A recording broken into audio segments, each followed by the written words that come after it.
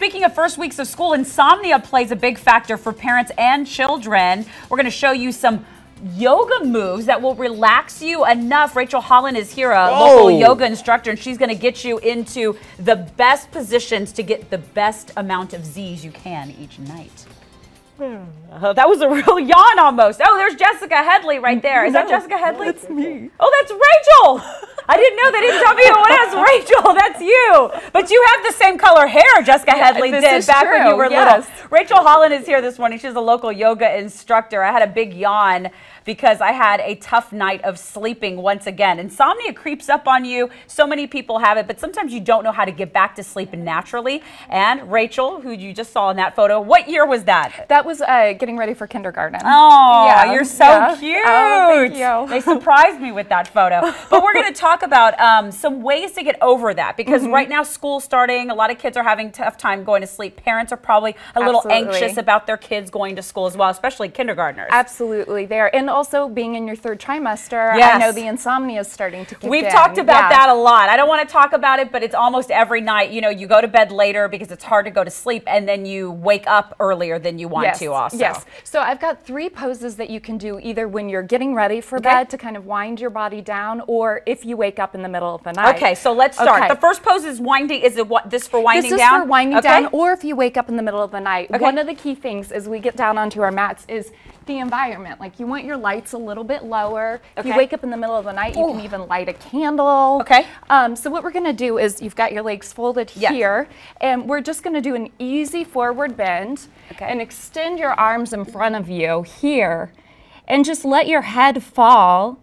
And this opens up your hips. It relaxes your hips. It starts to relax your body and your spine, letting it know it's time. We can let go. We can start to release here. So easy forward bend. Feel tight. That's really good. And it's good. And you can also extend your legs a bit further forward, still bent if you need more room or your hips are tighter.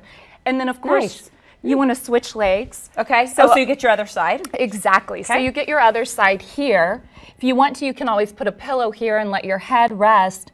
And, you know, Monica, you can stay in this pose for 20 seconds. You can stay in this pose for a couple minutes. Just let the day kind of roll off of you, or whatever crazy thoughts you're having. And sometimes you're just busy. You're just busy in your head with a lot of things, and that just lets it all go. You just need to slow down. So easy forward bend. Then we're going to put your feet together. This one's a tough one. All right. And you can with those pants. Well, if you but I'll watch you again. do it. You can open up your feet a bit further.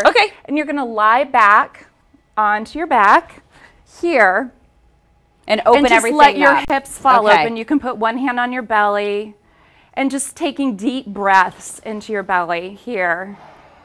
This is when you can also do with the baby. When you wake up in the night, lay the baby right here. Yeah, I like that idea. Yeah, and let things just start to Now, do drop. babies feel that calmness as well when they're like that? They're going to feel your calmness? If you're calm, they're going to pick up on it. Especially when you've got that contact with them, you know. They're going to feel your peacefulness. Obviously, it's a baby. It's going to do whatever it's going to do. But it gives you a chance to calm yourself a bit when you're up with them. And it's a connective moment as well for It's a connective moment mom and baby. Yeah, parents could even do it with their kids who are nervous about school the next day if you want. Very nice. And the last one is, this one's always seems like a very easy one that you've told me about to do. Yes, and you can do this in bed, or you can do it on the ground. We're going to have to use our imagination a little bit, because we don't have a wall here. But you'll just lie down. You can be in bed.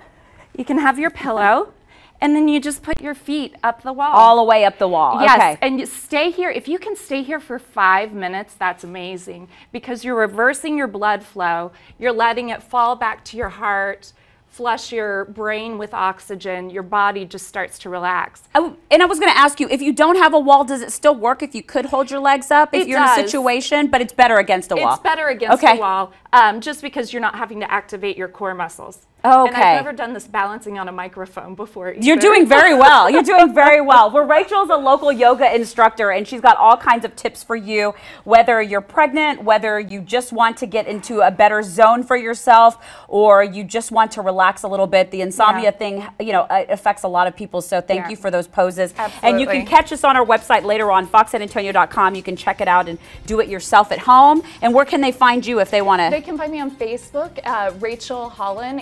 Sollon. Yeah. Very nice. Yeah. All right. We'll be back after a break, everyone. I think we're going to try to, I have to stay up though, but I would like to try to relax a little bit. Nap time, there Monica. We go. There you go. Feet up the wall. That one's tough. That one's tough. All right.